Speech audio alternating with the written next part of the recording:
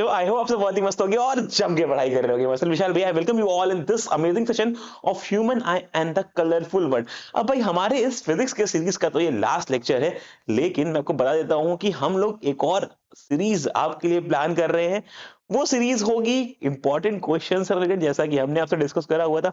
अब बार बार कह रहे हो सर, कुछ मोस्ट एक्सपेक्टेड, प्रोबेबल और पीवाईक्यू क्वेश्चंस को कंपाइल करके एक सीरीज अगर आ जाए, जिससे कि हम बस वो करें और उसी से क्वेश्चंस हमें पेपर में देखते हुए मिल जाएं, तो क्या ही बात है। और लास्ट मोमेंट पे उस पर प्रैक्टिस करना भी हमारे लिए बेनिफिशियल होने वाला है, बिकॉज हम लोग काफी सोर्सेस को लगा चुके हैं। अब वो क्वेश्चंस जो हमें लगाए हुए हैं, देख लें कि हमको वो और आ रहे हैं प्रैक्टिस में, और कैसे क्वेश्चन पूछे जा रहे हैं, क्योंकि अभी competency based is what is getting highlighted.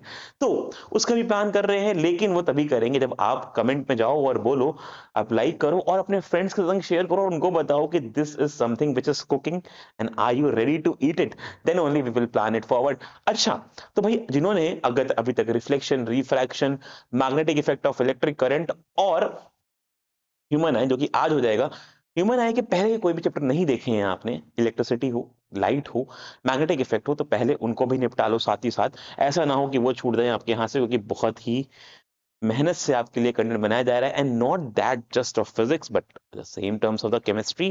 Prabhas sir is working day and night to create the PPTs, get the best possible deliveries और आपके लिए वो इंटरेस्टिंग बनाना। Same the Rachit sir and the Puneet sir in the back end the Fiza ma'am, they all are putting their hearts of कि आप लोग अपने learnings को और एम्पलीफाई कर पाओ और मॉडिफाई कर पाओ और best of the best learning लेके अपने एग्जाम में उतरो। ठीक है बच्चों, चलो तो चालू करते हैं हमारी ह्यूमन आई के चैप्टर से। बहुत ही थोड़ा चैप्टर है, बहुत टाइम नहीं लेगा, लेकिन मैंने इसमें क्वेश्चंस बहुत अच्छे अच्छे लिए हुए हैं और क्वेश्चंस है last of the practice session में। तो मेक श्योर करना आपके पास कॉपी पेन हो और आप बिल्कुल एंड तक देखो, क्योंकि नोट्स के संग एंड तक क्वेश्चन बनाने हैं आपको, और वो तभी होगा जब आप थ्योरी पार्ट को बहुत अच्छे से पढ़ते हुए चलो। Without any delay let's start the topic. Are you all ready? If yes, let's begin. Okay, तो ह्यूमन आई की पहले बात कर लेते हैं भाई। ये जो हमारी इंसानी आंख है, इससे क्या क्या पार्ट्स है, उनकी क्या फंक्शनिंग है, क्योंकि इसके पार्ट्स और फंक्शनिंग पे हमसे क्वेश्चन आते हैं। डायग्राम नहीं पूछा जाएगा, लेकिन पार्ट्स और उनकी फंक्शनिंग जरूर आती है, और एक ऐसा क्वेश्चन हमको ऑब्जेक्टिव में देखने को मिल जाता है। अब जो पार्ट्स हैं वो क्या क्या हैं, पहले तो इस फिगर को देख लो। सबसे पहला जो पार्ट है हमारा, that is the outer layering of the I, from which the light enters. सबसे ज्यादा लाइट इसी पार्ट से रिफ्रैक्ट भी होती है, और उसको बोलते हैं हम लोग कॉर्निया। अच्छा, ये तो हमारी फ्रंट सरफेस है, और बहुत सारे ऐसे और भी पार्ट्स हैं जिनके मिलके ह्यूमन आई बनती है। तो ह्यूमन आई के बारे में अगर दो शब्द बोले जाए, तो लोग बोल सकते हैं that human I is like a camera.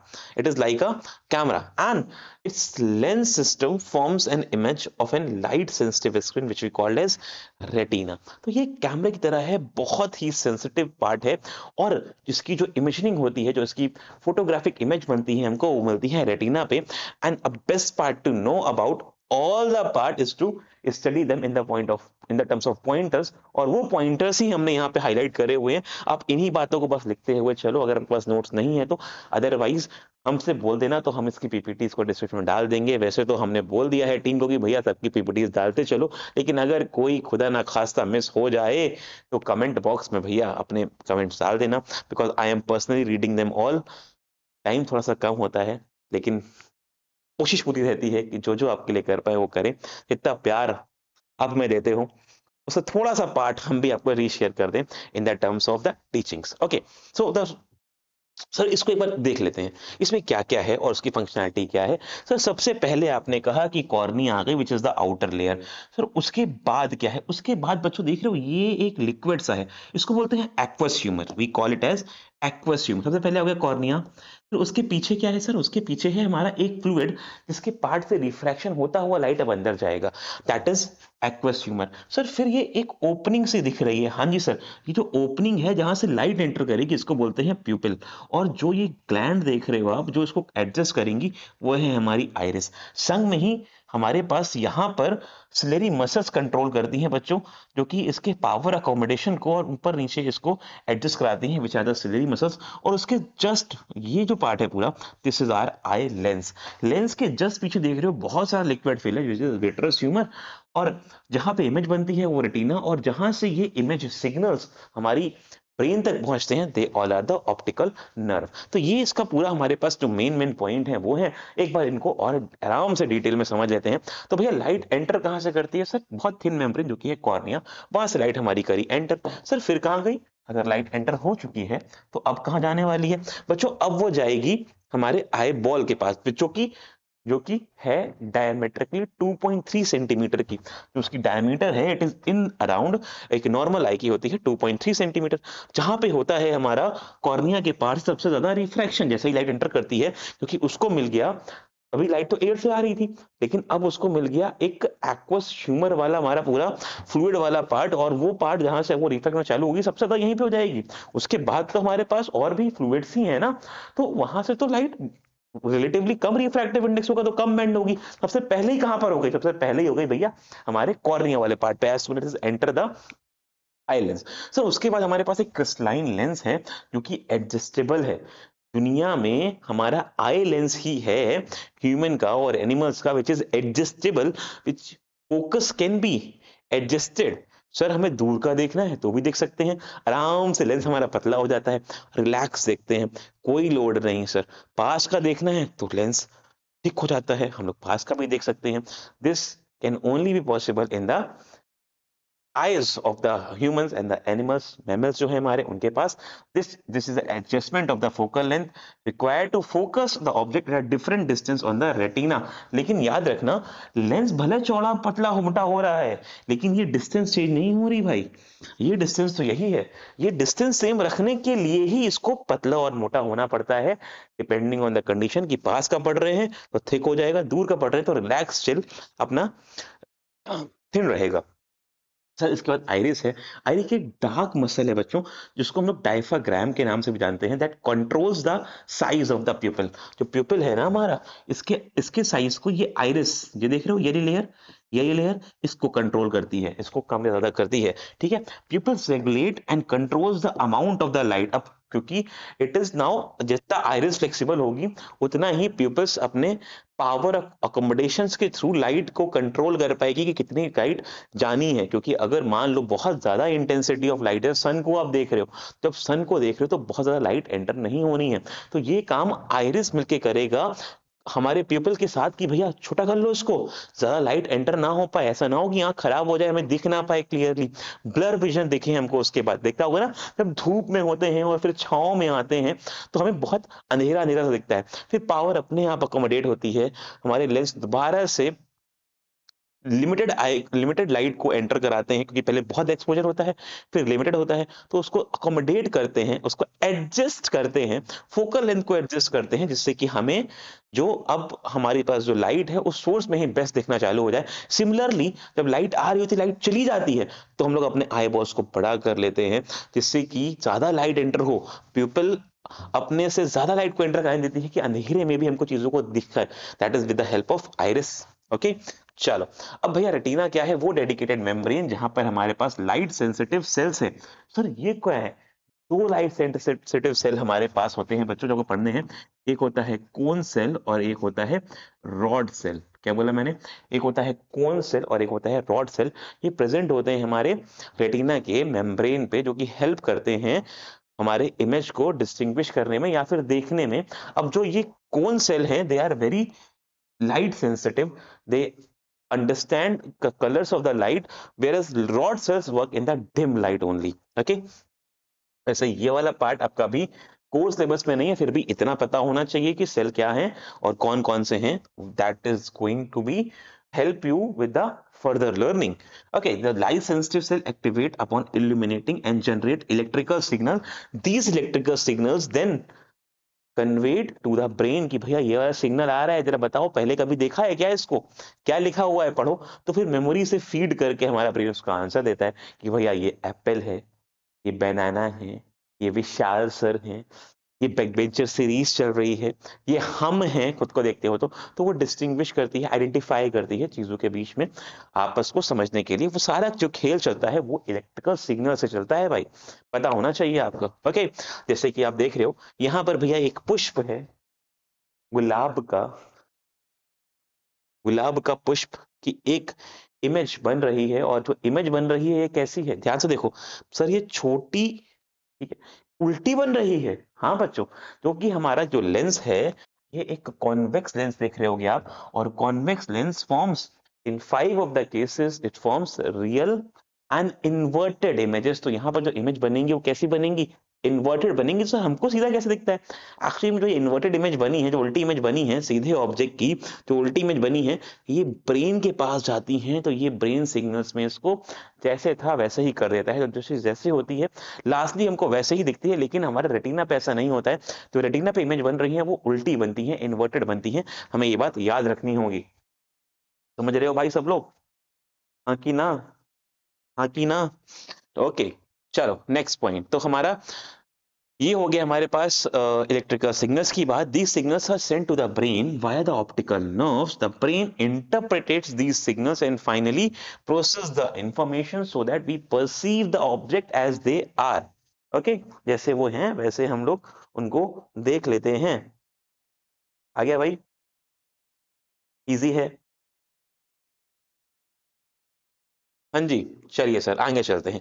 Power of accommodation को समझ लेते हैं। What is power of accommodation, क्योंकि नाम तो मैं ले चुका हूं लेकिन एक्सप्लेन अभी इसको कहना थोड़ा सा बाकी है, तो एक्सप्लेन कर लेते हैं what is power of accommodation. अब भैया एडजस्टमेंट की बात होगी यहाँ पे। अकोमोडेशन मतलब adjustment, the ability of eye lens to adjust. मैंने कहा ना भैया, हमारा आई लेंस अपनी फोकल लेंथ को depending on the position lightning change कर सकता है, और उसी को बोलते हैं हम लोग adjustment of the focal length, which we call as accommodation. The eye lens is composed of fibrous jelly-like material. भैया दोबारा से पूछेगा। The eye lens is made up of fibrous jelly-like material। ये हर एक वर्ड जो यहाँ लिखा है वो चुन चुन के लाया गया है, और ये हर वर्ड एक कीवर्ड है खुद में। याद रखेंगे भाई, हर एक वर्ड जो यहाँ आप देख रहे हो वो खुद में एक कीवर्ड है। तो बड़ा ध्यान से इत्मीनान से उसको लिखते हुए चलो, और उसको अपने हार्ड डिस्क में स्टोर कर लो। ऐसा ना हो कि आपकी हार्ड डिस्क क्रैक हो जाए। वैसे क्रैश होती है ना। ओके, इस curvature can be modified to some extent by the ciliary muscles. Ciliary muscles curvature को छोटा और बड़ा करती हैं। देखो यहाँ पे आप देख रहे हो, this is the effect of ciliary muscles. Ciliary muscles की हेल्प से आप देख रहे हो कि इलोंगेट हो रहे हैं, थिक हो रहे हैं, और थिक हो रहे हैं। देखो देखो देखो कितना थिक हो गया, और थिन हो रहे हैं। दोबारा देखो, थिक हो रहे हैं, देखो कितनी डायमीटर बढ़ गई, और वापस थिन हो गया, देखो ये एक्स्ट्रा वाला पार्ट रह गया ना। हाँ कि ना, ठीक है। तो ये होता है help with the ciliary muscles. Okay, but by ageing ना ये फ्लेक्सिबिलिटी आइज की लूज हो जाती है। ये ciliary muscles as it is work नहीं कर पाती हैं, और उससे कुछ डिफेक्ट्स क्रिएट होते हैं। वही पढ़ेंगे हम लोग क्या क्या उनके रीजन है। पहले ये समझते हैं कि हो कैसे रहा है ये। मान लो एक डिस्टेंस ऑब्जेक्ट है, हमारी आईज बिल्कुल रिलैक्स्ड हैं, और इमेज फॉर्म हो रही है ओवर द रेटिना। पतला सा देखो लेंस दिख रहा है, क्या ये लेंस थिन है, पतला है? हाँ जी सर थिन है। लेकिन जब जैसे ही वो ऑब्जेक्ट नियर बाय आ रहा है, जैसे उससे वो पास आ रहा है, पास आ रहा है, पास आ रहा है, हमारी फोकल लेंथ डिक्रीज हो रही है, पावर बढ़ रही है, जिसकी वजह से जो आई जो सिलरी मसल्स है वो टेंस हो रही हैं, और ये बच्चों हमारा जो लेंस है वो थिक हो गया। देखो ध्यान से, पास की चीज देखने के लिए हमारा लेंस थिक हो गया आएगा।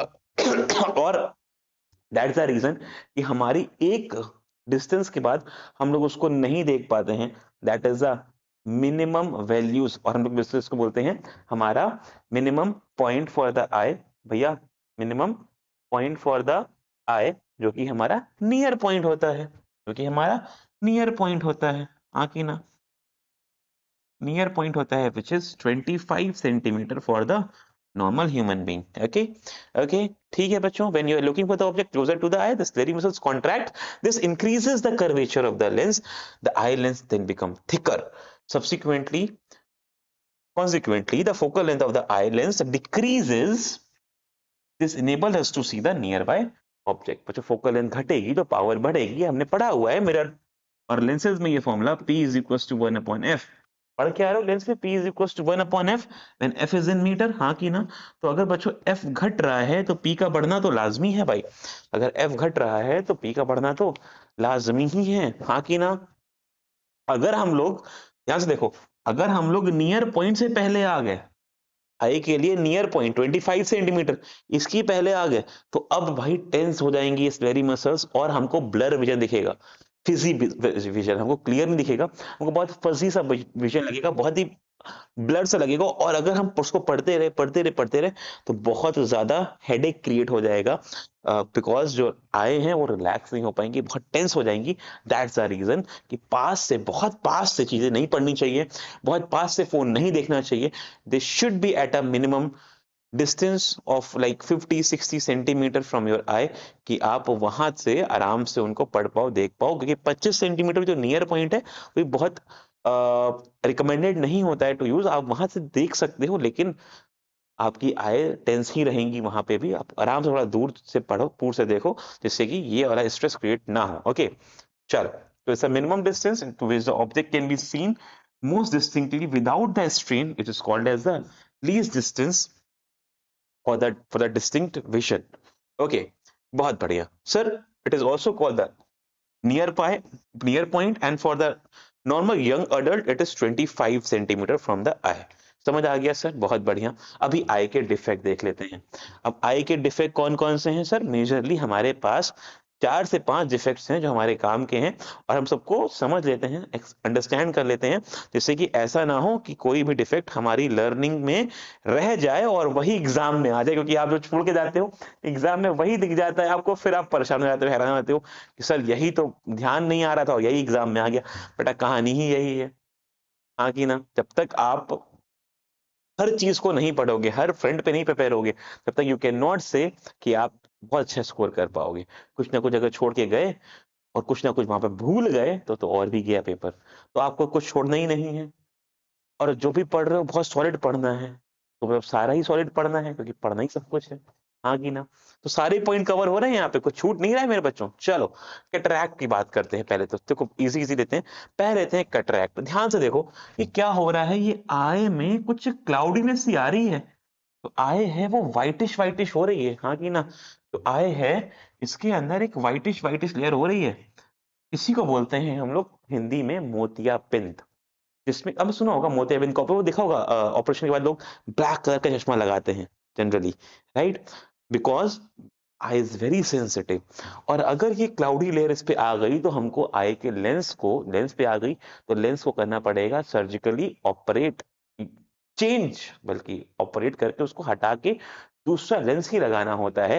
And that is what called as cataract. कब होता है? जब crystalline lens of the pupil of an old age become milky. Generally it happens in the older ages, 40s 50s 60s 70s वाले time period में होता है, क्योंकि जो हमारी आईलेंस होते हैं वो मिल्की और क्लाउडी हो जाते हैं, which we call as the condition of cataract. This causes the partial और complete loss of the vision. धीरे धीरे क्योंकि आंखों पे एक लेयर आ गई है तो हमें क्लियर विजन नहीं मिल पाता है, वो ब्लर विजन देखने लगता है। या तो ये धीरे धीरे, और ये धीरे धीरे बढ़ता जाता है। मान लो आपने ऑब्जर्व करा शुरुआत में कम था, तो आपको दिख रहा है पर हल्का हल्का ब्लर है, लेकिन over the period of time, साल दर साल ये बढ़ता जाएगा और अपने ब्लरनेस को बढ़ाता जाएगा। और कुछ टाइम ऐसा भी आएगा, अगर आपने इसको ऑपरेट नहीं कराया, कि उस वाली आंख से देखना बंद हो जाएगा। काफी लोगों के ये दोनों आईज में होता है, तो फिर दोनों आईज में ही ऑपरेशन कराना होता है। डॉक्टर रिकमेंड करते हैं पहले एक आई में करो जिसमें ज्यादा हो, फिर दूसरी वाले में कराना जिसमें कम हो। और प्रेफरेंशियल टाइम होता है हमारा ठंडियों का टाइम। ऐसा क्यों? क्योंकि पसीना ना आए, बहुत ज़्यादा स्वेट आईज़ में ना जाए, आप हीट से दूर रहो, हीट का एक्सपोज़र ना हो आई पे। दैट इज़ व्हाई जो मौसम हमारा ठंडा होता है, वहाँ पर इसको रिकमेंड करा जाता है ऑपरेट कराने के लिए। It is possible to restore the vision through a cataract surgery. Cataract surgery से हम लोग इसको दोबारा से सही कर सकते हैं, कोई बहुत कॉम्प्लिकेशन वाला प्रॉब्लम नहीं है। When the eye loses its power of accommodation partially or completely, the person cannot see the object distinctly and comfortably. This makes the vision blurred and reflected. क्या है भाई? अब हमारे पास दो और डिसीज हैं जो बहुत काम के हैं, मायोपिया और हाइपरमेट्रोपिया। और इसी के संग लगा हुआ इन दोनों का कॉम्बिनेशन है हमारे पास प्रेसबायोपिया। अब इनको भी समझ लेते हैं एक बार, what is myopia, what is hypermetropia. नाम से समझते हैं, देखो आराम से समझते हैं। देखो, तो छोटा नाम है हमारा, ये है मायोपिया। अब छोटा है तो इसी को बोलते हैं हम लोग नियर साइटेडनेस, या फिर और लगा के बोल देते हैं इसको शॉर्ट साइटेडनेस, या फिर बोल देते हैं शॉर्ट, क्योंकि छोटा नाम है। समझना ध्यान से, देखो पूरी कहानी को अगर यहां से समझोगे ना, इन जो तरीकों से मैं समझा रहा हूं, तो आपके समझने में बहुत आसानी से आ जाएगा। ठीक है, अब देखो मायोपिया है छोटा नाम, तो नियर साइटेडनेस, नियर मतलब पास, और शॉर्ट मतलब भी छोटा। ठीक है, तो ये हो गया हमारे पास एक नाम। सर होगा क्या इसमें, पहले एक एक करके समझते हैं, होगा क्या इसमें? सर इसमें जो हमारा आइलेंस होगा, उससे जो आई में हमारी इमेज बननी चाहिए ओवर द रेटिना, वो रेटिना पे ना बन के शॉर्ट बन जाएगी। समझ रहे हो वाई शॉर्ट साइटेडनेस? क्योंकि इमेज हो गई है शॉर्ट, जो इमेज रखनी चाहिए थी इस पॉइंट पे, इस पी पॉइंट पे, वो यहाँ पे ना बन के यहाँ कहीं बन रही है। अगर ऐसा है कि वो इस पॉइंट पे बन रही है तो हमें करेक्ट करना पड़ेगा इसको, हमें इसको रेक्टिफाई करना पड़ेगा। कैसे करा जाए? एक ऐसा लेंस लगाया जाए जो लाइट को दूर लेके जाए। पास बन रही है ना, लाइट को दूर लेके जाना है, और दूर लेके जाने, दोबारा समझना भाई, शॉर्ट साइटेडनेस, मायोपिया और नियर साइटेडनेस सब छोटे नाम है। छोटे नाम मतलब है शॉर्ट का मतलब पास हो गया, नियर का मतलब पास हो गया, और मायोपिया तो खुद छोटा नाम है in comparison to the other word. हाँ ना? तो इमेज बन रही है शॉर्ट, मतलब हमें शॉर्ट इमेज फॉर्म हो रही है, हमें एक चीज को देखने में दिक्कत हो रही है, वो क्या उस पर आते हैं, लेकिन करेक्शन कैसे करना है पहले उसके बाद करते हैं, फिर दिक्कत क्या है वो देख लेंगे। सर इसको पीछे लेके जाना है, पीछे लेके जाने के लिए हमको एक ऐसा लेंस चाहिए लाइट को दूर लेके जाता हो, क्योंकि इसको पीछे लेके जाना है तो दूर लेके जाता हो। तो दूर लेके जाने वाला डाइवर्ज करने वाला लेंस कौन सा है? सर डाइवर्ज करने वाला लेंस है हमारे पास कॉनकेव लेंस। तो यहाँ पे लगाओ कॉनकेव लेंस और मजे पाओ। भैया कॉनकेव लेंस लगा दोगे, लाइट डाइवर्ज होके जाएगी और वहां जाके फिर कन्वर्ज हो जाएगी और हमको रेटिना पे ऑब्जेक्ट मिल जाएगा। करेक्शन हो गया। प्रॉब्लम क्या होगी सर? जब ऑब्जेक्ट, हमारा जो इमेज बन रही है वो शॉर्ट बन रही है, तो हमें जो दूर की चीजें हैं, शॉर्ट मतलब शॉर्ट चीजें दिखेंगी, शॉर्ट चीजें दिखेंगी मतलब हमको पास की चीजें दिखेंगी, लेकिन दूर की चीजें नहीं दिख पाएंगी। जैसे मुझे है, आप में से मैक्सिमम बच्चों को भी होगा ये, हमारे यंग एज में ही इसका अब जो इसका प्रचलन है वो ज्यादा हो गया है, क्योंकि हमारा जो डेली लाइफ है वो इतना बिगड़ चुका है, इतना कंजम्पशन ऑफ मल्टीमीडिया है हमारे पास, इतना कंजम्पशन ऑफ डिजिटल स्क्रीन है, जिसकी वजह से हमारा जो नेचुरल आई के इफेक्ट्स हैं वो हमें दिक्कत कर जाते हैं भाई, बहुत सारे डिफेक्ट्स क्रिएट हो जाते हैं हमें। ठीक है, तो ये क्या है, हमें पास का दिखता है लेकिन दूर का नहीं दिखता। इसका उल्टा देखो, सर ये बड़ा नाम दिख रहा है हमको, हाइपरमेट्रोपिया। हाँ जी सर, हाइपरमेट्रोपिया बड़ा नाम है, मतलब है कहने का कि हाइपरमेट्रोपिया में क्या होगा। सर हाइपरमेट्रोपिया जो है, ये नाम है बड़ा, तो इसको बोलेंगे फार साइटेडनेस या फिर लॉन्ग साइटेडनेस। सर इसका क्या मतलब है कि मतलब जो हमारी आई लेंस है, जो आई है उसमें इमेज दूर बनेगी, क्योंकि फॉर बोला गया, लॉन्ग बोला गया। हाँ जी सर, अब इमेज हमारी यहाँ बन रही है। अब अगर इमेज रेटिना के भी पीछे बन रही है तो हमको उसको खींच के लाना है आगे, आगे ना। अगर वो पीछे बन रही है तो हमें उसको खींच के लाना है आगे, और आगे लाने के लिए लाइट को पास लाना पड़ेगा, और पास लाने के लिए sir converging lens, which is what, convex lens का यूज करना पड़ेगा। तो यहाँ पर जो करा गया कॉनकेव का यूज दूर करने के लिए, क्योंकि इमेज शॉर्ट बन रही थी, पीछे लेके जाना था, वही यहाँ पर करा गया पास लाने के लिए कॉन्वेक्स का यूज, क्योंकि इमेज को कन्वर्ज करना है। And we know convex lens converges the light. Whenever light passes from convex, it get converges and the image is getting formed. Whereas for concave lens, whenever the light passes from concave lens, it diverges the light because of its property. It diverges the light। ऐसा क्यों होता है वो भी आप जान सकते हो, वैसे मैंने लाइट में को समझाया हुआ है, अगर मैं रिफ्लेक्शन रिफ्रैक्शन पढ़ा हुआ है मुझसे, तो ये बात मैंने वहां बताई हुई है कि Y concave diverges and convex converges not just for lens but for the mirrors as well। मैंने आपको यहाँ पे एक्सप्लेन करा हुआ है, मिरर्स में एक केस उल्टा होता है बच्चों, मैंने वहां बताया हुआ है, जिक्र करा हुआ है इन बातों का। जिन्होंने देखा हुआ है जरा थम्स अप कर दो भाई, जरा नीचे जाके लाइक कर दो और बता दो कि हाँ आपने वो पढ़ा हुआ है टॉपिक। चलो, अब सर इसमें क्या होगा प्रेस बायोपिया बच्चों, ये होगा ओल्ड एज के, और इसमें दोनों ही डिफेक्ट होंगे, पास का भी नहीं दिखेगा, दूर का भी नहीं दिखेगा। तो आपको यहाँ पर बायफोकल लेंस का यूज करना पड़ेगा। अब इनको और समझ लेते हैं कि कैसे। देखो ये है हमारे पास एक नॉर्मल विजन, बढ़िया से रेटिना पे हमारी इमेज बन रही है जहां हम चाहते हैं, लेकिन ये है एक मायोपिक विजन, मतलब इमेज जो है हमारी देख लो शॉर्ट हो गई है। शॉर्ट मतलब पहले बन गई है, हमें दूर लेके जाना है। सर दूर लेके जाने के लिए क्या करना पड़ेगा हमें? दूर लेके जाने के लिए क्या करना पड़ेगा सर? नॉर्मल विजन से करेक्ट करने के लिए हमको लगाना पड़ेगा कॉनकेव लेंस। जैसे ही कॉनकेव लेंस लगाया, लाइट यहाँ से डाइवर्ट होके जाएगी और इमेज बन जाएगी हमारे पास करेक्टेड विजन में एट द रेटिना। सर ये डिफेक्ट होता क्यों है? पहले बात तो ये समझ लो हाउ दिस डिफेक्ट्स अकर्स। अच्छा, कुछ पॉइंट जो थे वो पढ़ भी लेते हैं संग में भाई। For the person with myopia can see the near by object but can not see the distinct object. In myopia I the image of the distinct object is formed in the front of the retina and not at the retina itself। अब हो क्या रहा है, person with this effect has far point near than infinity. अरे भाई दूर का नहीं दिख रहा है ना, तो हमारा जो फार पॉइंट है वो इंफिनिटी से पास आ गया है। Generally for human eye the near point बच्चों, the near point is 25 centimetre, but the far point, हम लोग बहुत दूर का देख सकते हैं भाई, हाँ की ना, हम लोग देख बहुत दूर का भी सकते हैं, इसीलिए जो फार पॉइंट है वो तो बहुत दूर तक है, जो फार पॉइंट है वो तो बहुत दूर तक है, मतलब जो फार पॉइंट है हमारा बच्चों, जो फार पॉइंट है हमारा वो तो बहुत दूर तक है, मतलब कहाँ तक है सर? 8 नहीं, इन्फिनिटी तक है, इन्फिनिटी तक है यार। चांद देखते हो, तारे देखते हो, देख पाते हो, हाँ कि ना? अब ये नहीं है ना सर अमेरिका तो नहीं दिखता, सर ऑस्ट्रेलिया, अरे वो क्यों दिखेगा यार? ग्लोब है भाई, कर्व्ड है भाई, हाँ कि ना? तो आपको एक एंगल पे तो दिखेगा चीजें, तो वो भी चीज दिखती है आपको, you can see the planetary objects, हाँ कि ना? बोलो बोलो बोलो, तो वो आपको दिख रहे हैं ना, तो दिख रहे हैं ना, सेलेस्टियल बॉडी दिख रही है ना आपको, तो that is what is clear to us, हाँ कि ना? तो देख हम लोग इन्फिनिटी तक सकते हैं, देख रहे हो कितनी पावर है हमारी, इन्फिनिटी भी दिख रहा है हमको। अब ये नहीं कि सर मैथमेटिक्स में तो नहीं दिखता है हमको इन्फिनिटी, चलो फिजिक्स में दिख रहा है, अभी उसकी बात करते हैं हम लोग। तो that is about the near and far point. तो हुआ क्या भाई, जब हमको दूर का नहीं दिख रहा है तो फार पॉइंट पास आ गया ना। अब हो सकता है हमको 6 मीटर तक दिख रहा हो, 7 मीटर तक दिख रहा हो, 8 मीटर तक क्लियर दिख रहा हो, फिर उसके बाद पढ़ ना पा रहे हम लोग, ब्लर दिख रहा हो हमको, 2 मीटर दिख रहा हो, 3 मीटर दिख रहा हो, उसके बाद तो नहीं दिख रहा हो। तो अगर 2 3 मीटर 4 मीटर तक हमारी रेंज बन गई, इन्फिनिटी तक नहीं बन पा रही है, जैसे मुझे है, मुझे बहुत दूर का देखने में ब्लरनेस होती है, ब्लरनेस की वजह से मैं बहुत दूर का नहीं देख पाता हूँ, इसका मतलब है मेरा फार पॉइंट इन्फिनिटी से पास आ गया है, मैं बहुत दूर का क्लियर नहीं देख पाऊंगा, मुझे ब्लर दिखेगा, हाँ कि ना? समझ गए इस कहानी को? बहुत बढ़िया यार, बहुत बढ़िया। क्यों होता है sir? Excessive curvature of the eye lens, तो आई लेंस का कर्वेचर है अगर वो बढ़ गया तो ये हो जाएगा। और दूसरा है elongation of the eye ball, अगर आई बॉल इलोंगेट हो गई तो ये हमारे पास केस क्रिएट हो जाएगा। अब कोई और नाम भी है, हाँ जी सर, नियर साइटेडनेस नाम है, can be corrected by using the concave lens लगाओ और मजे पाओ। Concave lens of suitable power to bring the image back on forth. अब भैया ये बड़ा नाम, अब उल्टा जल्दी फटाफट फटाफट, टाइम कम है। हाइपरमेट्रोपिया, पर बड़ा नाम मतलब लॉन्ग साइटेडनेस, लॉन्ग साइटेड मतलब इमेज बनेगी पीछे, इमेज बनेगी पीछे, इमेज बननी है पीछे, कैसे करेंगे? कन्वर्ज करने का सर कौन वेक्स लेंस, पास कौन लाएगा? कौन वेक्स लेंस। अब उसी कहानी है पूरी पूरी, डिफेक्ट क्यों होगा समझ लो।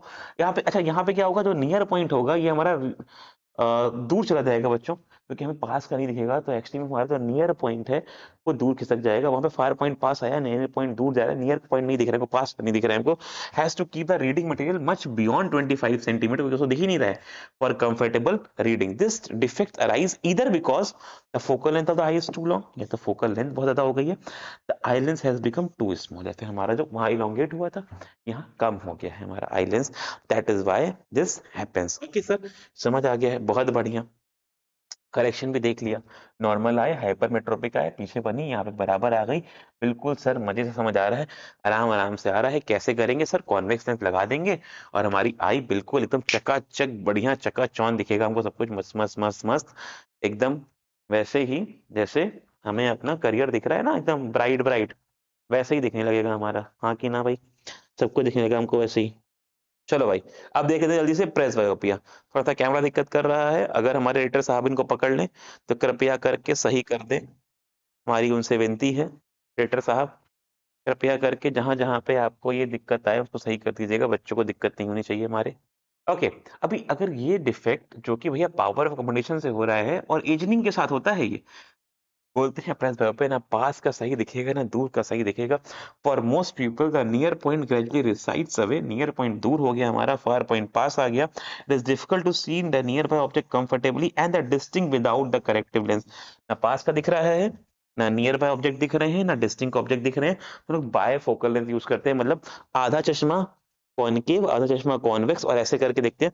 देखा होगा ऐसे पास कैसे पढ़ते हैं, दूर कैसे देखते हैं, उसमें पास के लोग ऐसे देखते हैं। लेकिन अभी इसके बहुत एडवांस लेंस आने लगे हैं, तो अब ये नहीं होता है, अदरवाइज बीच में से लेयर होती थी, ऊपर वाला लेंस अलग नीचे वाला लेंस अलग, और दो तरह के लेंस को यूज करते थे। लेकिन अब हम लोग वो लेयर एयर नहीं, अब corrections can be done through a single lens, combination of lens ही लगता है, बट वो ऐसा होता है कि कोई दिखेगा नहीं उसमें। और या फिर आप सर्जरी भी करा सकते हो, लेसिक सर्जरी के थ्रू है भी इन सबको, सारे डिसीज को हम लोग करेक्ट कर सकते हैं। कौन कौन सा डिसीज? मायोपिया, हाइपरमेट्रोपिया और प्रेसबायोपिया। तो भैया मायोपिया समझ गए, हाइपरमेट्रोपिया समझ गए। अगर ध्यान से देखें तो मायोपिया और हाइपरमेट्रोपिया है आइस के इफेक्ट, हाँ कि ना? मायोपिया और हाइपरमेट्रोपिया है आइस के इफेक्ट, और मौका है बेटा पढ़ लो, नहीं तो रिजल्ट हो जाएगा तुम्हारा इफेक्ट। क्या बोलते हो? मायोपिया एंड हाइपरमेट्रोपिया आइस के हैं डिफेक्ट, और अभी भी मौका है बेटा, पढ़ लो, नहीं तो तुम्हारा रिजल्ट हो जाएगा इफेक्ट और वाह वाह वाह वाह वाह वाट लग जाएगी आपकी। चलो चलते हैं आगे, प्रिज्म की स्टडी करते हैं। Now what is prism? Prism क्या है? प्रिज्म वो हमारे पास एक डिवाइस है जो कि लाइट को डिस्पर्श करेगा। डिस्पर्श मतलब बिखेर देगा। कहां बिखेरेगा? अपने कलर्स में। कौन कौन से कलर में? 7 कलर होते हैं। कितने होते हैं? ये तो 5 थे, 2 इधर हैं। 7 कलर होते हैं। अगर लाइट अपने कॉन्स्टिट्यूएंट कलर्स में दोबारा से बिखर गई, light is consist of 7 colours. Primary colours हमारे पास जो हैं, इनके कॉम्बिनेशन से मिलके बनती है वो ये 7 कलर जो हैं, violet, indigo, blue, green, yellow, orange, red. Violet, indigo, blue, green, yellow, orange, red से मिलके हमारी ये लाइट बनी हुई है। अगर एक व्हाइट लाइट आई प्रिज्म से पास हुई और वो सातों कलर बिखर गई, this phenomena is called as dispersion of light. और ये काम है हमारे प्रिज्म का। कैसे बनता है? 2 ट्रायंगुलर बेस होते हैं बच्चों, और हमारे पास 3 रेक्टेंगुलर लेटरल सरफेस होती है जिसके थ्रू हमारा एक प्रिज्म क्रिएट होता है। 3D स्ट्रक्चर मैं आपको दिखा देता हूं, क्या वो मेरे पास है यहाँ पे? क्या वो है हमारे पास? क्या वो है हमारे पास? हमारे पास, अरे यार, दूसरी ड्रॉर में रखा हुआ है मेरे बच्चों। लेकिन हाँ, लेंस जरूर है मेरे पास। अगर आप लेंस देखना चाहो तो I can show you some lens. देख रहे होगे, ये हमारे पास लेंस हैं। हम लोग बच्चों को जब एक्सपेरिमेंट कराते हैं तो इनका यूज करते हैं। देखो, यहाँ से उभरा हुआ, यहाँ से दोनों, ये देखो, ये इसको फील करके लग रहा है कि दोनों तरफ से उभरा है ये। देखो, ये सिर्फ अंदर से दबा हुआ है। देख रहे हो, ये सिर्फ अंदर से दबा हुआ है। ये देखो, दोनों तरफ से उभरा हुआ है। तो कहीं ना कहीं ये कौन सा है? उभरा हुआ है दोनों तरफ से। दोनों तरफ से उभरा हुआ है। दोनों तरफ से उभरा हुआ है कौन? वैक्स। ये अंदर की तरफ दबा हुआ लग रहा है। अंदर की तरफ दबा हुआ लग रहा है। तो कौन? ये बायफोकल लेंथ भी होते हैं बच्चों। जैसे जो ये है, ये बायफोकल लेंथ है। देखो, अब ना तो ये बहुत ज्यादा दबा है, ना बहुत ज्यादा इधर से दबा है। ये सेंटर से हल्का सा मुझे शिफ्ट लग रहा है बस। This is by double focal concave optically true lens है, जिसकी फोकल लेंथ और पावर भी गिवन है यहाँ पे, मेरे पास इस पर्चे पे लिखी हुई है। जब हम लोग एक्सपेरिमेंट करते हैं तो ये बहुत काम आते हैं हमारे। और इसी से बेस्ड हमारे पास ये एक माइक्रोस्कोप भी है, पेपर माइक्रोस्कोप, इसको हम लोग बोलते हैं फोल्डोस्कोप भी। इसकी हेल्प से हम लोग छोटे छोटे ऑर्गेनिजम्स को देख सकते हैं। जब आप लोग माइक्रोस्कोप से हेल्प देखते हो, ये देख सकते हैं। इसकी बहुत अच्छी कहानी है यार, फोल्डोस्कोप नाम से है। आप चाहो तो इसको देख सकते हो। देखो, छोटा सा यहाँ पे कॉम्बिनेशन ऑफ लेंस होता है इसमें। इसको हम लोग जब लगाते हैं तो हमें इसके अंदर सैंपल रखना होता है। इसके पीछे से इसके बीच में यहाँ सैंपल रखना होता है, और वो सैंपल्स की हेल्प से उसके अंदर हम लोग कर्ड, मिल्क, सॉइल, एल्गी और अनियन पील, उसकी हेल्प से उसके अंदर के माइक्रोब्स, माइक्रो ऑर्गेनिज्म्स को देख सकते हैं। और इसमें और भी लेंस आते हैं, जिसका हम लोग इसको अलग से अटैच भी कर सकते हैं। बहुत ही अमेजिंग है ये। और अभी प्रिज्म पे आते हैं हम लोग। क्या बोलते हो भाई? नहीं तो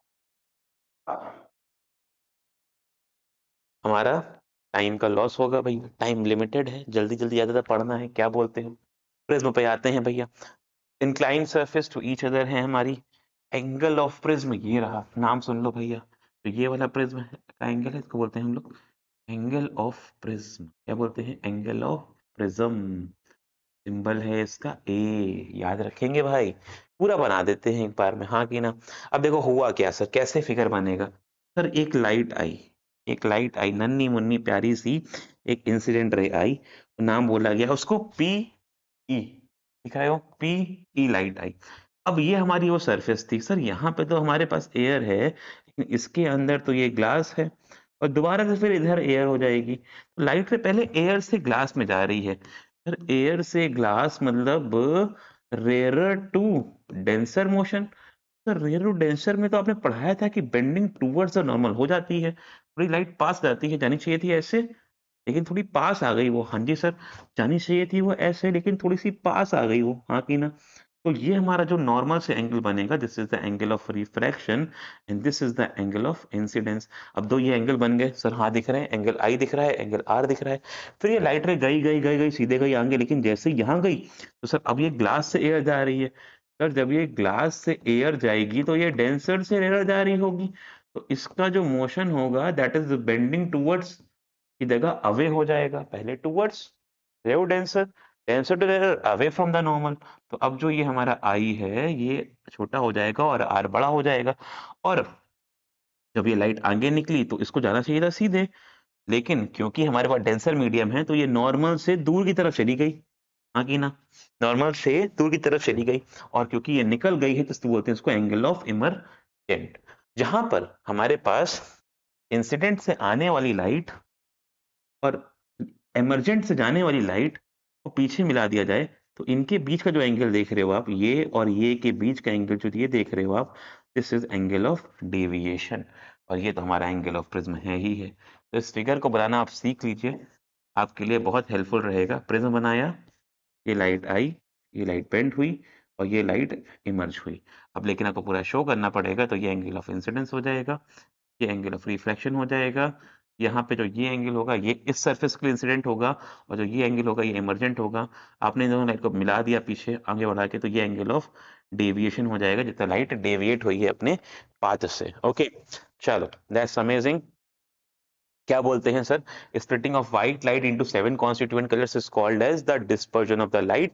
ये सिर्फ हमारे पास व्हाइट लाइट के पास ही कैपेसिटी है, क्योंकि वो 7 कलर से पहले से मिलके बन रही है ना। The prism split the incident white light into the band of the 7 colours, इसको हम बोलते हैं स्पेक्ट्रम ऑफ द लाइट भी।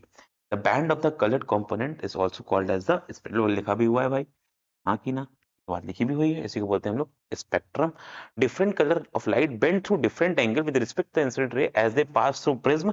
ऐसा क्यों होता है? Because every light have different velocities of travelling, जिसकी वजह से उनका डेविएशन होता है। जो लाइट डेविएट होती है वो भी अलग अलग एंगल्स पे होती है, क्योंकि इनकी स्पीड्स अलग है, जिसकी वेवलेंथ भी अलग है, फ्रीक्वेंसी अलग नहीं है। फ्रीक्वेंसी लाइट पे, कलर पे डिपेंड नहीं करती है, सोर्स पे डिपेंड करती है। लाइट के सोर्स से फ्रीक्वेंसी चेंज नहीं होती है। आप याद रखेंगे, लाइट जब भी लाइट रेयर डेंसर जाती है, डेंसर टू रेयर जाती है, उसकी फ्रीक्वेंसी चेंज नहीं होती है, क्योंकि वो सोर्स पे डिपेंड करती है। हम लोग को यहाँ पे जो आंसर देंगे वो इनके वेलोसिटीज के बेसिस पे देंगे। ध्यान से देखिए, अब आप ध्यान से देख रहे होंगे कि जो व्हाइट लाइट आ रही थी उसमें सबसे ऊपर जो कलर है वो रेड है, हाँ कि ना। सबसे नीचे जो कलर है वो वॉयलेट है। सर कहने का मतलब क्या है, जो वॉयलेट कलर है वो बहुत ज्यादा डेविएट हुआ है, नीचे गया है, लेकिन रेड कम डेविएट हो रहा है। देख रहे हो आप, अपने पाथ से कम कौन डेविएट हो रहा है, रेड। ज्यादा कौन डेविएट हो रहा है सर, वॉयलेट। इसका मतलब है लीस्ट डेविएशन हो रहा है रेड में, लीस्ट डेविएशन हो रहा है रेड में, और मोस्ट हो रहा है वॉयलेट में। सर कलर कौन कौन से थे? सर कलर हमारे पास ये 7 हैं। क्या क्या नाम है इनके? Violet, indigo, blue, green, yellow, orange, red. Violet, indigo, blue, green, yellow, orange and red. इनको लोग बोलते हैं कॉम्बिनेशन ऑफ विबग्योर। लेकिन ये विबग्योर ऐसे होता है बेटा, नीचे से ऊपर, याद रखना, PIBEYOR। रेड सबसे कम डेविएट होगा, वॉयलेट सबसे ज्यादा डेविएट होगा, रेड सबसे दूर तक जाएगा, सबसे दूर तक जाएगा, because it has the maximum wavelength, it has the maximum lambda और the wavelength. Violet has the minimum wavelength, बहुत दूर तक नहीं जा पाएगा, रास्ते में ही डेविएट हो जाएगा, बिखर जाएगा, क्योंकि बहुत मिनिमम वेवलेंथ है। मिनिमम वेवलेंथ जिसकी भी होगी उसकी फ्रीक्वेंसी ज्यादा होगी।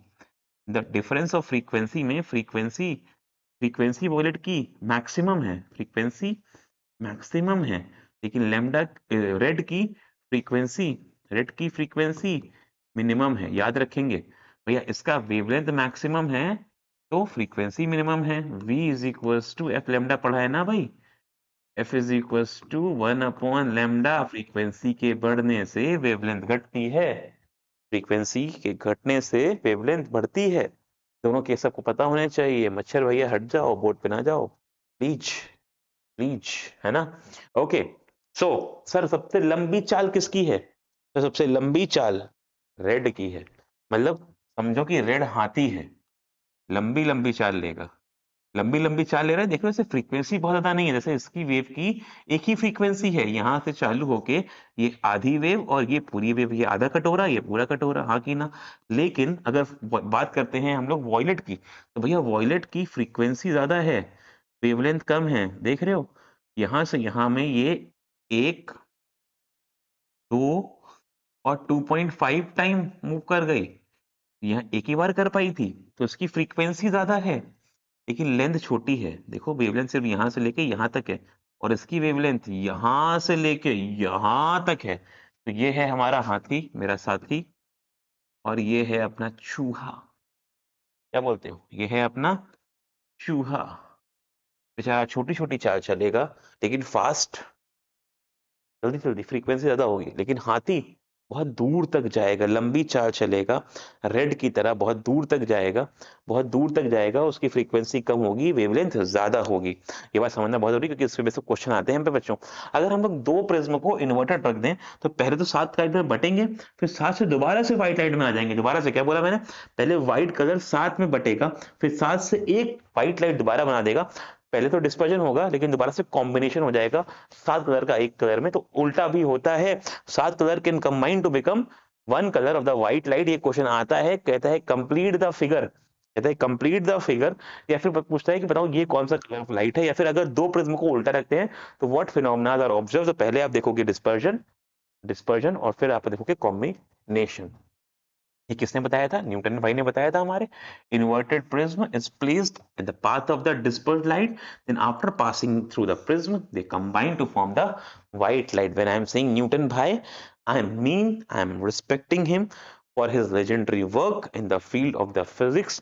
और हम सारे ही टीचर्स उन सब के बहुत, उन सारे फिजिसिस्ट और साइंटिस्ट के, बल्कि it's not just the teachers but the researcher, those who love the physics, उन सब के आभारी हैं, क्योंकि उन्होंने वो सब हमारे सराउंडिंग की फिलोसफीज और अंडरस्टैंडिंग्स को एक्सप्लेन करा जो कि हिडन थी, और वो बाहर लेके आए, उन्होंने उनको एक्सप्लेन करा, उनसे रिजल्ट्स क्रिएट करे और एप्लीकेशंस क्रिएट करने में उनको हेल्प मिली। और हम लोग आज ग्लोबलाइजेशन के दौर में उनकी हेल्प से जी रहे हैं, जो कि उनकी देन है। ओके, चलो अब सर रेनबो फॉर्मेशन कैसे होता है इसको समझ लेते हैं, हाउ द रेनबो फॉर्म्स, क्योंकि वो भी एक तरह का डिस्पर्जन का ही फिनोमेना है। जब नेचुरल आप रेनबो देखते हो तो वो भी क्या है बच्चों, हमारे पास रेन के बाद देखने को मिलता है, caused by the dispersion of the sunlight with a tiny water droplet. क्योंकि सर वहां कौन सा प्रिज्म है? एटमॉस्फेयर में कहाँ प्रिज्म है जो रेनबो दिख रहा है हमको? है, हाँ प्रिज्म भगवान ही ने प्रिज्म लगा के रखे हैं का, कभी उधर कभी उधर, सेटलमेंट चेंज हो रहा है लग रहा है बार बार, ये प्रिज्म की लोकेशन चेंज हो रही है। नहीं, एक्चुअली में आपने ऑब्जर्व करा होगा कि generally the rainbow occurs after the rain. जब पानी बरसता है उससे कुछ टाइम बाद आपको दिखता होगा कि वहां पे रेनबो फॉर्मेशन हो रहा है। And the concept for it is the rain droplet act as the prism in the atmosphere and they disperse the light. कौन कौन से फिनोमेना होते हैं बात करते हैं हम लोग। Always form opposite to that of the sun. याद रखना, जो रेनबो है हमेशा वो सन के अपोजिट बन रहा होगा, क्योंकि सन से तो रेज आ रही है ना, वहां पे तो वो डिस्पर्ज हो रही है ना। कौन कौन से फिनोमेना होंगे उसकी बात करते हैं। देखो, जैसे ये व्हाइट लाइट आई, दिख रहा है बच्चों आपको? व्हाइट लाइट दिखा देता हूं मैं। जैसे ही ये व्हाइट लाइट आई, ठीक है, जैसे ही इस पॉइंट पे आई तो देख रहे हो इस पॉइंट पे आते ही वो 7 कलर में विभाजित हो गई, बढ़ गई, डिवाइड हो गई, डिस्पर्ज हो गई। तो यहां पर हो गया हमारे पास द फिनोमेना ऑफ डिस्पर्जन। हाँ की ना? जैसे ही वो यहाँ पहुंची बच्चों, इन सर्कल में देखो वो लड़ रही है और फिर यहाँ से रिफ्लेक्ट कर रही है, तो ये हमारा हो गया इंटरनल रिफ्लेक्शन, मतलब आईआर का फिनोमेना। और जैसे ही आप देख रहे हो फिर ये यहाँ पे जा रही है, तो अब ये बेंडिंग हो रही है। हाँ की ना? देखो, जानी चाहिए थी ऐसे, मुड़ गई ऐसे, जानी चाहिए थी ऐसे, मुड़ गई ऐसे, जानी चाहिए थी ऐसे, मुड़ गई ऐसे। तो ये क्या हो रहा है सर? ये हो रहा है रिफ्रैक्शन ऑफ लाइट। यहाँ पे हो रहा है रिफ्रैक्शन ऑफ लाइट। अब जैसे सन इधर था तो रेनबो इधर नहीं बनेगा, एक्चुअली रेनबो तो इधर फॉर्म होगा भाई। हमारे पास जो रेनबो है वो सन के हमेशा अपोजिट फॉर्म होता है, और ये होगा भी तभी जब सन के अपोजिट डायरेक्शन में हमारे पास रेन ड्रॉप्स हो रही हो, फॉल हो रही हो, तो हमको सन के अपोजिट ये फिनोमेना ऑब्जर्व करने को मिलता है। अब आते हैं एटमॉस्फेरिक रिफ्रैक्शन में। Now what is atmospheric refraction? Atmospheric refraction सुन के एक बहुत ही प्यारी कहानी याद आती है हमको। एटमॉस्फेरिक रिफ्रैक्शन का नाम सुन के एक बहुत ही प्यारी कहानी याद आती है, लेकिन उसके पहले एक शेर भी याद आता है। क्या सुना दिया जाए? एक शेर एटमॉस्फेरिक रिफ्रैक्शन से, एकदम मवाली टाइप। वो शेर ऐसा नहीं है कि जो बड़े बड़े कवियों ने लिखा हो, वो हल्का फुल्का प्यारा वाला धीरे धीरे वाला शेर है आपके लिए, है ना? तो शेर क्या है पेश करते हैं। क्लियर है कि भाई एटमॉस्फेयर में भी होता है रिफ्रैक्शन। बोला गया एटमॉस्फेयर में भी होता है रिफ्रैक्शन, और वो सारे जो पढ़ रहे हैं बैक बेंचर सीरीज में उनका होगा बोर्ड्स की टॉप लिस्ट में सिलेक्शन। वाह वाह वाह वाह, क्या बात है। चलते हैं आगे। Flickering due to hot air. Sir देखा होगा हम लोगों ने, जब भी बहुत सारे इसके रीजंस हैं, कॉजेज हैं और इसके एप्लीकेशंस हैं होने के। आपने देखा होगा twinkling of star, twinkle twinkle little star how I wonder what you are now. You are wondering, that's why the answer is here. So do not wonder from now because I am explaining the reason. Why to wonder now? अब आपको reason मिल जाएगा। तो भैया होता क्या है, actually में है तो वो एटमॉस्फेयर, लेकिन एटमॉस्फेयर में है डिफरेंट लेयर्स। सुना होगा आप लोग ने एग्जॉस्फेयर, मेथोस्फेयर, ट्रोपोस्फेयर, स्ट्रेटोस्फेयर। तो जो वो लेयर्स हैं, आपको पता होगा उसमें से जो भारी लेयर्स हैं वो तो रहेगा ही नीचे, जो भारी हवा है वो तो रहेगा ही नीचे, लेकिन हल्की हल्की हवा पहुंच गई ऊपर ऊपर ऊपर ऊपर ऊपर। तो जो ये लेयर्स बनी एयर की, जो हमारे पास डिफरेंट लेयर्स ऑफ एयर बनी, अब या भारी वाली नीचे हल्की वाली ऊपर, जिसकी वजह से इनकी डेंसिटी अलग अलग है, इनका रिफ्रैक्टिव इंडेक्स भी अलग अलग होगा, और उसकी वजह से होगी क्रिएट बेंडिंग। तो हल्की वाली से ये वाली हल्की, ये वाली भारी, अब ये वाली हल्की, ये वाली भारी, अब ये वाली हल्की, ये वाली भारी। तो जैसे जैसे लाइट आएगी, it will be going from rare denser, तो वो बेंड होती जाएगी, वो बेंड होती जाएगी, वो बेंड होती जाएगी, समझ रहे हो। तो जो लाइट को जाना चाहिए था ऐसे, वो पहुंच रही है ऐसे। तो देख रहे हो, आप देख रहे हो यहाँ पे एटमॉस्फेरिक रिफ्रैक्शन। क्या बोला, एटमॉस्फेरिक में भी होता है रिफ्रैक्शन। और इसका एक बहुत सिंपल एग्जांपल यहाँ पर है। जब देखते हो यहाँ पर हॉट एयर होती है तो पीछे वाला पार्ट ब्लर दिखता है, क्योंकि वहां की जो एयर है वो हल्की हो जाती है, पीछे वाली भारी होती है। बेंडिंग का फिनोमेना भाई, भाई क्या बोलते हो, आया समझ में, बेंडिंग का phenomena. The air just above the fire becomes hotter then the air further up.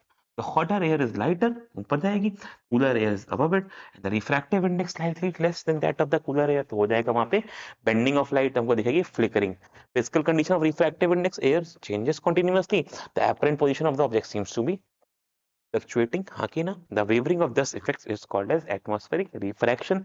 अब ये स्टार्स में भी है भाई, इवन ये हमारे the body which has their own light and, जो दूर हैं वो हर प्लैनेट्स में दूर वाले, मैंने कहा जो खुद की लाइट है, वैसे आपको ये सारे प्लैनेट्स के संग नहीं मिलेगा, बल्कि प्लैनेट के संग तो मैं कहता हूँ कि ना ही सोचो।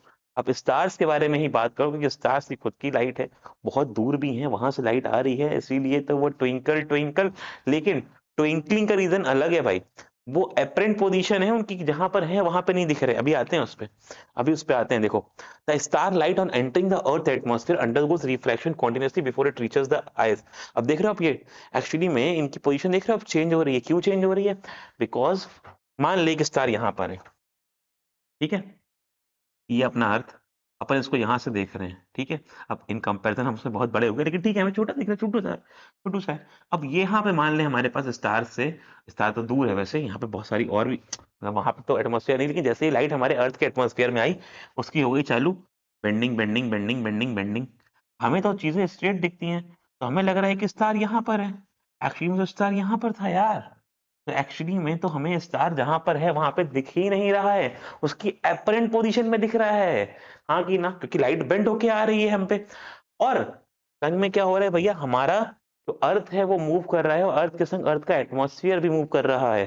तो ये जो मोशन है, ये रिलेटिव मोशन क्रिएट हो जा रहा है, क्योंकि हम तो मूव कर रहे हैं अर्थ के साथ, और वो स्टार वहीं पे लोकेटेड है, तो हमें लग रहा है कि वो फ्लिकर कर रहा है, ट्विंकल ट्विंकल कर रहा है। So that is why we see it as twinkling. The atmospheric reflection occur in the medium of gradually changing the refractive index. आपको अगर आता है कि why star twinkle, आपको सिंपल सा एक कीवर्ड यूज करना है, it is because of the atmospheric refraction। जिन्होंने इस कीवर्ड को यूज कर लिया उनका भैया बिल्कुल कल्याण हो जाएगा। ओके, जैसे यहाँ पे देखो बताया गया, स्टार की ये है रियल पोजीशन, ये है उसकी रियल पोजीशन, लेकिन हमको दिख कहाँ रहा है, बताया था ना भाई, बेंडिंग की वजह से हमें तो यार बिल्कुल स्ट्रेट लाइन में दिखता है। जो हमारे पास लाइट है हम वहां से स्ट्रेट खींच देंगे, हमें लगेगा कि वहां पर है। हाँ की ना, सही बात है। Due to refraction the position of star apparent to us is different from the actual one. Since the atmosphere bends starlight towards the normal, the star appears slightly higher than the above than its actual position when the viewed from the horizon. This apparent position of the star is not stationary, नहीं है, but keeps on changing slightly since the physical condition of the earth atmosphere is not stationary, हमारे साथ घूम रहा है वो, resulting in the twinkling of a star। अब ये 3 पॉइंट भैया अगर आपने याद कर लिए, 3 पॉइंट हैं, ये 3 पॉइंट अगर याद हो गए तो तथास तो हो जाएगा, हाँ कि ना, पूरे मार्क्स मिल जाएंगे हमको। अब एक कॉन्सेप्ट और आता है भाई, advance sunrise and delayed sunset का, है ये भी वही, है ये भी बिल्कुल वही, ठीक है, कि भैया कैसे हमसे सूरज आने से पहले दिख जाता है, हमको पता है, आया नहीं है, दिख रहा है। पापा से कहता ना 2 मिनट और, तो जब सुबह सुबह पापा जी उठो बेटा उठो, इस मॉर्निंग, तो आप कहते 2 मिनट, एक्चुअली में इट्स अ राइट डिमांड, क्योंकि सन अभी वहां पे आया नहीं है, दिख रहा है। ऐसा क्यों समझो, जब भी सन होराइजन पे है तो एक्चुअली में होराइजन के नीचे होने पे हमारे पास जो एटमॉस्फेयर है उसमें जब लाइट ये आएगी तो ये होती है बेंड होके। अच्छा हमें क्या दिखता है, हमें जिस पॉइंट पे आई है हमें लगता है वहां से सीधी आ रही है, तो एक्चुअली में तो ये यहाँ पर है, ये उसकी रियल पोजीशन, ये उसकी एपरेंट पोजीशन, हमको यहां दिख रहा है भाई, अर्ली सनराइज, अर्ली सनराइज। और इसका उल्टा, अब भाई जब वो डूब रहा होगा, दोबारा समझना, जब वो डूब रहा होगा, जब वो डूब रहा होगा तो वो होगा यहाँ पे, लेकिन हमको क्या दिख रहा होगा, वो ऊपर दिख रहा होगा, हमको वो तो चला गया नीचे लेकिन हमको दिख रहा है ऊपर, इसको बोलते हैं डिलेड सनसेट। ओके, चलो अब चलते हैं भैया, कुछ क्वेश्चन करते हैं, that is about the chapter. हमने पढ़ लिया, पहले आई के बारे में पढ़ा, उसके वर्किंग पढ़े अलग अलग पार्ट्स के, फिर हमने उसके बाद वो भी पढ़ लिया भाई, हमारे डिफेक्ट्स भी पढ़ लिए, करेक्शन भी पढ़ लिए उनके, फिर हमने एटमॉस्फेयर के नेचुरल फिनोमेना भी पढ़ लिए, प्रिज्म से होने वाले डिस्पर्जन पढ़ लिए, और हम लोग ने एटमॉस्फेरिक रिफ्लेक्शन पढ़ लिया। एक स्कैटरिंग ऑफ लाइट का फिनोमेना और होता है, वो भी सुन लो, स्कैटरिंग ऑफ लाइट भी सुन लो भाई, क्या बोलते हो, बहुत बढ़िया है। जब लाइट बिखर जाती है, जब वो आती है, तो वो अगर वो किसी डस्ट पार्टिकल से टकराई या फिर वाटर ड्रॉपलेट से टकराई तो वो बिखर जाती है, क्योंकि वो भी खुद भी बहुत छोटी है और डस्ट पार्टिकल भी बहुत छोटे हैं, तो लाइट के बिखरने को बोलते हैं, the splitting of light is called as the scattering of light. और स्कैटरिंग भी एक रीजन है बहुत बड़ा कुछ नेचुरल फिनोमेना के पीछे, जैसे कि when the sky appears to be bluish in nature, it is because of the scattering of light, because when light scatters it spread out the colors in the surrounding। तो जब हम लोग देखते हैं से generally when we see the sky they appears to be bluish, ठीक है, सुना ध्यान से, कब, अर्ली मॉर्निंग की बात नहीं कर रहा हूं, अर्ली मॉर्निंग में हमें देखा होगा रेडिश दिखता है, क्यों भाई, ये जो एटमॉस्फेयर होता है पूरा वो रेडिश दिखता है, ऐसा क्यों, वाई रेडिश, क्योंकि ना अर्ली मॉर्निंग के समय हमसे सन बहुत दूर है, तो सिर्फ हम तक वही लाइट आ पाएगी जो सबसे कम स्कैटर हो, सबसे कम स्कैटर मतलब सबसे लंबी डिस्टेंस वाली, वो कौन सी है, रेड है सर, हमारे लिए बताया था हमने। ऐसे ही जब वो पास आ जाएगा, सन हमसे पास आ गया, मतलब 10-11 बज गया, तो अब जो स्काई दिखेगा, अब जो सराउंडिंग दिखेगा वो रेडिश ऑरेंजिश नहीं दिखेगा, अदरवाइज रेडिश ऑरेंजिश था सुबह सनराइज और सनसेट के समय, जब हमसे सन सबसे दूर की डिस्टेंसेस पे है तो रेडिश ऑरेंजिश, लेकिन जैसे जैसे वो पास आता गया, पास आता गया, पास आता गया, तो अब उसका जो कलर, जैसे डिस्टेंस पास हो रही है ना, डिस्टेंस कम हो रही है, तो अब वो कलर भी हमें देखने लगेंगे जो कि लोअर वेवलेंथ रखते हैं, हाई फ्रीक्वेंसी रखते हैं, क्योंकि डिस्टेंस कम हो गई है। तो अब वॉयलेट इंडिगो तो आते आते हम तक, सबसे पहले सबसे ज्यादा स्कैटर कौन होगा सर, वॉयलेट इंडिगो, लेकिन वो आते आते हम तक बिखर जाएगा, तो कौन हमारे पास क्लियरली रीच कर पाएगा, that is blue colour light. ठीक है, चलो वो स्कैटरिंग भी हो गई, क्या स्कैटरिंग समझ आई भाई आपको, बच्चों को मेरे स्कैटरिंग समझ आई है ना।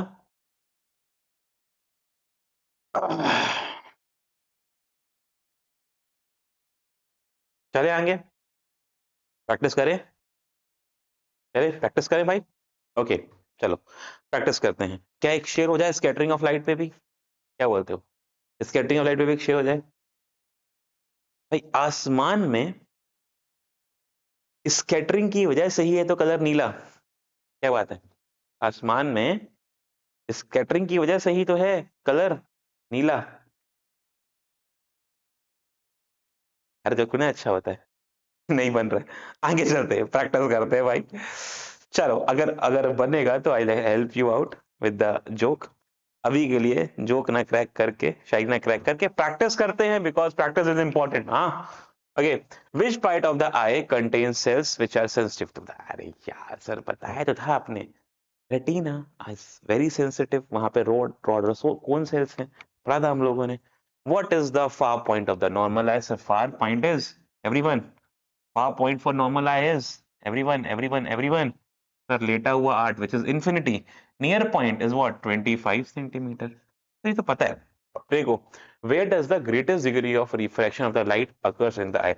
सबसे ज्यादा रिफ्रैक्शन किधर होता है सर? सबसे पहली लेयर कौन सी? कॉर्निया। सबसे ज्यादा रिफ्रैक्शन कॉर्निया में मिल जाएगा हमको। What the range of vision of normal I? Sir 25 centimetre से लेके इंफिनिटी तक हमारी रेंज है। आगे ना 25 centimetre is the near point and infinity is the farthest point. Give the name of the following part of the eye carries the signals from an eye to the brain. अब को आराम से पढ़ो और answer खुद लिखो यार, pause कर दिया करो वीडियो को। मैं सॉल्व नहीं करना हूं, आपको सॉल्व करना है, क्योंकि पढ़ तो लिया तो प्रैक्टिस कर रहे हैं भाई। हाँ कि ना, कितना टाइम हो गया वीडियो को? सर ऑलमोस्ट 1 घंटा होने वाला है, 1 घंटे में ही निपटाएंगे भाई, जल्दी जल्दी। Carries the signals from the eye to brain, sir क्या ये काम ऑप्टिकल नर्व का है? ये क्या काम ऑप्टिकल नर्व्स का है? हाँ जी सर बिल्कुल। Muscles which changes the shape, sir ciliary muscles. हाँ की ना, ciliary muscles. The hole in which the middle part of the iris, sir क्या यही हमारा प्यूपिल है? Middle part of the eye, the clear window at the front of the hole at the pupil, the clear window at the front of the, सबसे पहले cornea, सबसे पहले cornea changes the shape to focus a picture on the retina, changes the shape, the lens, हमारा convex lens, eye lens या फिर convex lens, इसको हम लोग आई लेंस ही बोल सकते हैं। इट चेंजेस द शेप, क्या आपने बिल्कुल सही करा है भाई?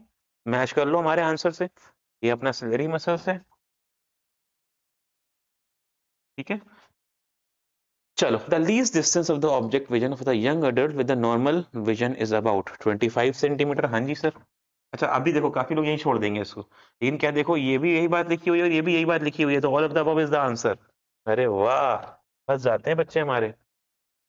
चलो next, the focus of the image of near by object on the retina of an eye. Okay, कह रहा है to focus the image of the near by object, अगर किसी पास के ऑब्जेक्ट को देखना है, अब पास के ऑब्जेक्ट को देखना है भैया, फोकल लेंथ कम हो रही है, पावर बढ़ रही होगी, हाँ कि ना? ठीक है। The distance between the eye lens and it, अरे यार ये तो कभी नहीं चेंज होती भाई, आई लेंस से रेटिना की डिस्टेंस ये थोड़ा चेंज होगी कभी? आपका लेंस थोड़ी ना आगे पीछे कर रहा है रेटिना पे, ये तो सेम रहेगी। सर ये दोनों गलत हो गए, ये इंक्रीज है डिक्रीज, दोनों हटा दो। The thickness of the eye lens decreases. अच्छा, जब पास आ रहा है तो स्ट्रेस हो रहा है सर, थिकनेस ज्यादा होती है सर, जो हमारा लेंस है वो मोटा हो जाता है सर, हाँ कि ना, मोटा हो जाता है, thickness of the eye lens increases. Decrease कब होती है? दूर का देखते हैं, रिलैक्स देखते हैं, तब थिन रहता है। दूर का देखने पे लेंस ऐसा मस्त थिन रहता है, पास का देखने पे ऐसा चौड़ा फूल जाता है, ठीक है। Okay, the term accommodation is applied to, accommodation मतलब होता है चेंजिंग द फोकल लेंथ, ठीक है। Control the light, no. Erect, no. Vary the focal, हाँ जी, vary the focal length. Vary the distance between, अरे ये तो हो ही नहीं सकता। Vary the focal length of the eye, power accommodation मतलब है फोकल लेंथ को, आई को चेंज करना, फोकल लेंथ में वेरिएशन लाना। Name the defect of the vision in a person whose near point is more than 25 centimetre. एक मच्छर को मैंने पकड़ लिया है, ओ उड़ गया यार, Missed it. मेरे हाथों एक हत्या होने वाली थी, कोई बात नहीं, क्यों बेचारों की हत्या करें, काट देते हैं यार भाई, दर्द देते हैं भाई बड़ा, खुद तो खून पीते रहते हैं। चलो, कह रहा है whose near point is 25 centimetre, name the defect of the vision of person whose near point is more than 25। अरे यार नियर बाय, नियर पॉइंट दूर चला गया, नियर पॉइंट चला, पास का नहीं दिखेगा भाई इसको, इसको हो गया है अब पास का नहीं दिख रहा है, पास का दिख ही नहीं रहा है इसको, मतलब फार साइटेडनेस, इसको हो गया है फार से, दूर का दिख रहा है इसको, पास नहीं दिख रहा है भाई इंसान को, तो मतलब फार साइटेडनेस हो गया है, या फिर हाइपरमेट्रोपिया, लॉन्ग साइटेडनेस बोल सकते हो आप इसको, या फिर इसको हाइपरमेट्रोपिया बोल सकते हो आप, ठीक है। वैसे ये लिखना प्रेफर करना in your answers whose far point is less than infinite, दूर का नहीं दिख रहा है इसको, अब इसका दूर का पॉइंट इनफाइनाइट से पास आ गया है। अगर भैया इनफाइनाइट तक नहीं देख पा रहा है वो, तो एक लिमिट आ गई, मान लो 6 सेंटीमीटर तक, 6 मीटर तक देख पा रहा है वो, सेंटीमीटर बोल दिया मैंने, 6 मीटर देख पा रहा है, हमारा आया ये है, और ये हमारा 6 मीटर देख पा रहा है, उसको दूर नहीं देख पा रहा है, मतलब जो हमारा इन्फिनिटी वाला पॉइंट है वो खसक के पास आ गया, तो मतलब दूर का नहीं दिखेगा, पास का दिखेगा, पास का दिखेगा, मतलब शॉर्ट साइटेडनेस, ठीक है, हमारी शॉर्ट, पास वाली शॉर्ट शॉर्ट, या फिर हमारा मायोपिया, छोटा वाला नाम क्या है, मायोपिया। आ रहा है आंसर भाई? हाँ जी सर आ रहा है, इजी इजी है तो मस्त मस्त। Which defect of vision can be corrected by using concave lens? Sir concave ये वाला होता है, लाइट को दूर लेके जाता है। लाइट को दूर लेके जाने का मतलब है कि लाइट पहले इमेज पास बन रही होगी, मतलब शॉर्ट बन रही होगी, तो शॉर्ट साइटेडनेस आ गई ना। हमारा हमारा आई लेंस से जो हमारा रेटिना होगा, रेटिना से इमेज शॉर्ट बन रही होगी, तब तो दूर लेके जाएंगे उसको, 3 पॉइंट बन रही होगी, दूर लेके जाना है इसको, तो शॉर्ट साइटेडनेस का डिफेक्ट हो गया है, मतलब मायोपिया हो गया है, शॉर्ट नाम कौन सा है, myopia. By using convex lens, sir convex lens तो पहले से कन्वर्ज करता है लाइट को, लाइट को कन्वर्ज करता है, लाइट को कन्वर्ज करने का मतलब है कि वो पास ला रहा है सर, मतलब इमेज कहाँ बन रही होगी सर, दूर बन रही होगी, इमेज दूर बन रही होगी, जब तो पास लेके आ रहा है वो दूर बन रही होगी, मतलब लॉन्ग साइटेडनेस, लॉन्ग साइटेडनेस बोले तो हाइपरमेट्रोपिया। सर आ रहा है समझ में? हाँ जी सर बिल्कुल आ रहा है। In the defect of vision which makes the eye lens cloudy, sir cataract, this is cataract. Okay, a person suffering from the eye defect myopia, short sighted, can see the clearly up to distance 2 meter. What is the nature and power? कह रहा है वो देख सकता है clearly up to 2 metre. हमें बताना है what is the nature and power. अब देखो यार इसमें दो तरह के क्वेश्चन आते हैं, एक आता है मिनिमम इतनी देख सकते हो, एक आता है मैक्सिमम इतनी देख सकते हो। तो ये मिनिमम और मैक्सिमम वाले क्वेश्चन को समझना। अब ये यहाँ तक देख पा रहा है, मतलब इसके लिए इमेज का फॉर्मेशन यहाँ तक पॉसिबल है, मतलब जो अपना वी हो गया वो हो गया यहाँ पे 2 मीटर, लेकिन माइनस माइनस में रहेगा, और क्योंकि ये हो गया है मायोपिया कंडीशन, तो जनरली ये कहाँ तक देख सकता था, अगर ऑब्जेक्ट इन्फिनिटी तक होता तो ये देख सकता था, हाँ कि ना। तो जनरली फॉर्मूला लगा दो, 1/f lens formula 1/v minus 1/u। अब 1/f निकालना है अपने को, 1/v हो जाएगा माइनस का 1/2 माइनस 1/ माइनस इन्फिनिटी, तो ये तो गायब ही हो जाएगा भाई, 1/ इन्फिनिटी इज व्हाट, 0। बचेगा क्या, f is equal to minus 1/2, मतलब हाफ इसका हो गया पावर, हाफ हो गया फोकल लेंथ, चाहो तो सॉरी ये 1/f था ना, तो f क्या आ जाएगा सर, f आ जाएगा इसका -2, और इसकी पावर हो जाएगी -1/2 डायोप्टर, हाँ कि ना, 1/2 डायोप्टर मीटर में है ना, हाँ डायोप्टर हो जाएगी बच्चों ये, तो -2 मीटर इसका हो गया फोकल लेंथ, और पावर हो गई -1/2 डायोप्टर। अब माइनस में आंसर आ रहा है, माइनस में आंसर किसका है सर, ऑब्वियस सी बात है सर, अपने पास जो कॉन्वेक्स है इसकी फोकल लेंथ इधर होती है ना भाई, ये होती है ना, तो पॉजिटिव है, हाँ कि ना।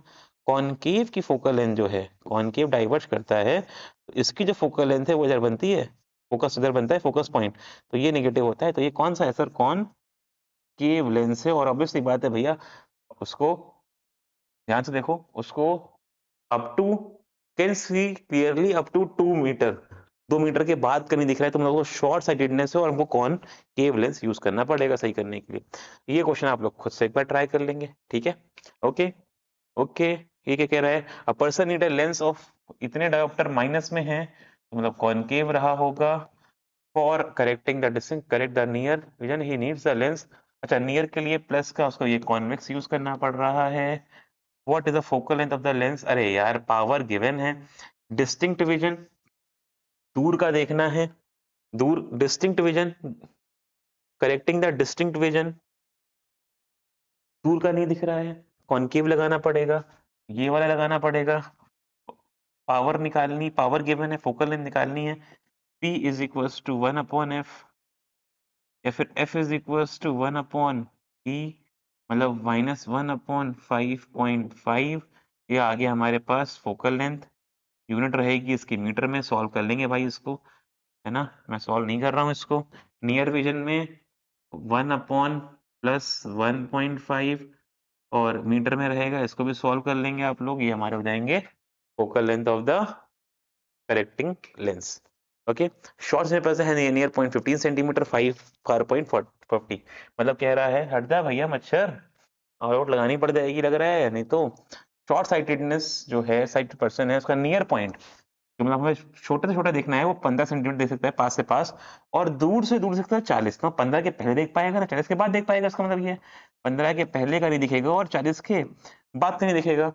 Can he C clearly an object at distance of 5 centimetre? नहीं भैया, 15 के पहले नहीं दिखेगा, 25, हाँ 15 और 40 की बीच की रेंज में जो है 25, तो ये तो दिखेगा हमको, ठीक है दिखेगा, 50 नहीं, 40 के बाद का नहीं दिखेगा, नहीं दिखेगा। To see clearly an object at infinity what kind of spectacle lens should he use? भाई अगर आपको दूर का देखना है तो आपको कॉनकेव लेंस यूज करना पड़ेगा, जैसे मैंने करा हुआ है अभी यूज, तो वो कॉनकेव लेंस यूज करना पड़ेगा, कॉनकेव की पावर नेगेटिव होती है, ये बात भी हो गई यहाँ से। Which of the following have a wider field of view? An animal having two eyes on the opposite side of the head. एक एनिमल के आई के अगर अपोजिट साइड में हमारे पास आईज हों, अपोजिट हेड की साइड पे आईज हों, तो उसका दिखेगा फील्ड ऑफ व्यू होगा, या फिर two eyes in the front of it, या फिर दो आई उसके फ्रंट पे हो। ऑब्वियस सी बात है, अगर फ्रंट पे होंगी तो फील्ड ऑफ विजन इस रेंज में होगा, और अगर अपोजिट साइड है तो फील्ड ऑफ विजन पूरा पूरा होगा भाई, इधर का भी होगा इधर का भी होगा, ज्यादा फील्ड ऑफ विजन बढ़ जाएगा, तो अपोजिट साइड वाला हमारा आंसर होना चाहिए। अगर ऑब्वियसली बात है हमारी एक आंख आगे होती तो हमको ये दिख रहा होता, और एक आंख पीछे होती तो वो दिख रहा होता, तो ये भी दिख गया ये भी दिख गया, तो बहुत 360 तो नहीं बट काफी अच्छा विजन हमको देखने को मिल जाएगा, हाँ कि ना। We know that light refracts or bends when it goes from one medium to another. हाँ जी sir. Now the atmospheric refraction only air, अरे वाह वाह वाह वाह, कह रहा है एटमॉस्फेयर तो सिर्फ हवा है, यहाँ तो कोई अलग मीडियम नहीं है, then how does the light refract on passing through the air? तो कह रहे हैं एटमॉस्फेरिक रिफ्रैक्शन फिर कैसे होता है? तो मैंने कहा ना, भारी वाली हवा ऊपर है, नीचे है, जो हैवियर है, जो हैवी एयर है वो नीचे है, और जो लाइटर एयर है वो ऊपर है। तो क्या एयर की भी रिफ्रैक्टिव इंडेक्स अलग अलग है? ऊपर वाली का कम है नीचे वाली का ज्यादा है, तो जैसे जैसे ऊपर से नीचे आ रही है वो बेंड होती जा रही है towards normal towards normal towards normal towards normal. आज वो ऐसे रही थी, लेकिन बेंडिंग बेंडिंग बेंडिंग बेंडिंग होते हुए स्ट्रेट आ गई हैं, हाँ की ना। तो ये बेंडिंग बेंडिंग बेंडिंग बेंडिंग होती जा रही है, that is why it is getting refracted because of the different refractive indexes, ठीक है। why don't planet twinkle? भैया पहले बात तो प्लैनेट पास खुद की लाइट भी तो होनी चाहिए, अगर प्लैनेट पास खुद की लाइट नहीं है तो वहां से यहाँ आएंगे कैसे? हमने कहा था ना स्टार्स का एग्जांपल लेना, प्लैनेट्स का लेना, because planet are planets are, yes they are far away but they do not have their own light.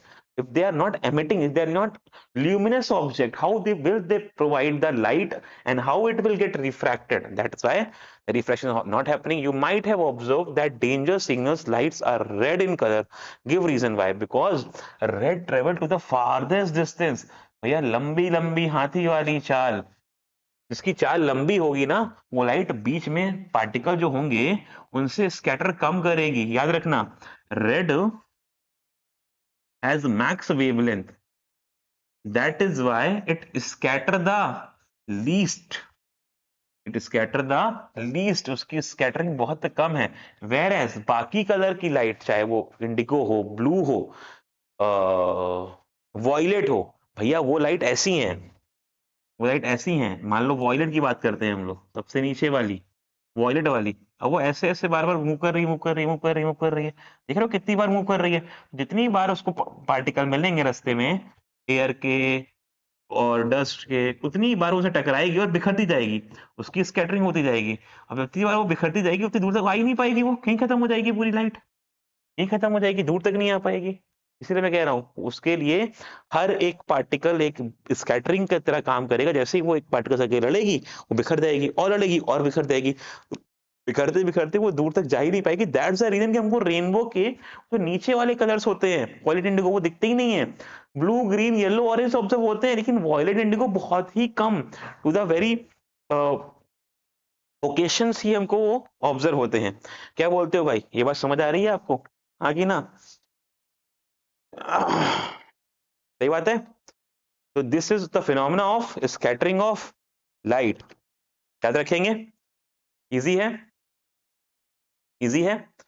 आप चाहो तो ऐसे कह सकते हो, प्रकाश के बिखरने से ही है आसमान नीला, प्रकाश के बिखरने से ही है आसमान नीला, प्रकाश के बिखरने से ही है पूरा का पूरा आसमान हमारा नीला नहीं आ रहा है। लाइट के, प्रकाश मतलब यहाँ पे है light. So when the light is getting scattered, that is why ना whole sky is getting seems to be bluish in color. तो प्रकाश के बिखरने से, what I am saying, light के बिखरने से, why it's happening? Because of the refraction of the sound, scattering of the sound we can say. तो प्रकाश के बिखरने से ही ये पूरा आसमान नीला, और बच्चों स्कैटरिंग का ही है ये सारा खेल, हाँ कि ना? तो इसका whole role of the scattering. ठीक है, चलो तो स्कैटरिंग हो गई, ट्विंकलिंग हो गया, और कुछ है? आई डोंट थिंक कि कुछ और है। That's about the lecture, it's about the topic प्रकाश के बिखरने से, टाइम, प्रकाश के बिखरने से ही आसमान नीला, और ये सारा ही है स्कैटरिंग का खेला। क्या बात है, क्या बात है, क्या बात है! आज तो आज जवाब जवाब एकदम शायरी पे शायरी। ठीक है, चलो बहुत बढ़िया। आई होप आपको समझ आया होगा, मजा आया होगा। और ये जो तुम लोगों की आंखें, एक और लिखी थी, एक सही लिखी थी, जो तुम लोगों की आंखें हैं,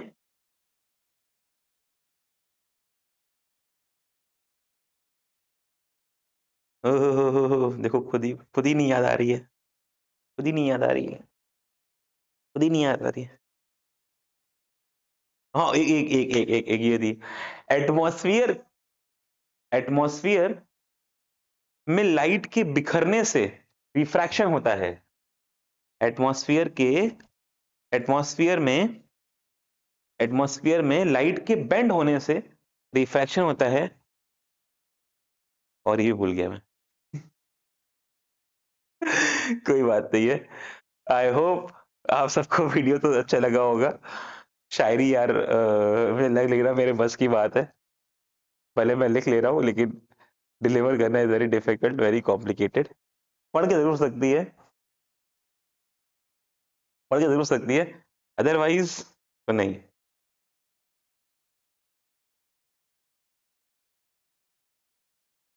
अरे वाह, अच्छी तो है, शायरी है कि भाई एटमॉस्फेयर में भी रिफ्रैक्शन होता है, एटमॉस्फेयर में भी रिफ्रैक्शन होता है, और विशाल सर का हर बच्चा पढ़ाया, क्या हर पढ़ाया हुआ बच्चा का टॉप लिस्ट में सिलेक्शन होता है। क्या बात है, क्या बात है! और मॉडिफाई करते हैं सर, एटमॉस्फेयर में भी रिफ्रैक्शन होता है, और बैक बेंचर सीरीज से पढ़ा हुआ हर बच्चे का टॉप लिस्ट में सिलेक्शन होता है। क्या बात है, क्या बात है! वाह वाह, धूम मचा दी, धूम मचा दी। और भी कोई है, और भी कोई है, और भी कोई है?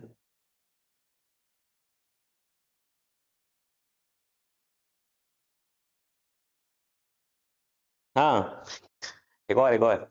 ये जो तुम लोगों की आंखों ही आंखों में चलती है कहानी, क्या बोला, क्या बोला, क्या बोला, क्या बोला? आंखों ही आंखों में, कहाँ गई आंखें, कहाँ गई आंखें? आंखों के लिए बनाया था यार वो। हाँ, ये जो तुम लोगों की आंखों ही आंखों में चलती है कहानी, बेटा अभी भी टाइम है, फोकस कर लो पढ़ाई पे, नहीं तो बहुत मार पड़ेगी मुझसे खानी। तो भाई साहब ध्यान दे दो इस समय पढ़ाई पे, पढ़ाई is very important for all of you.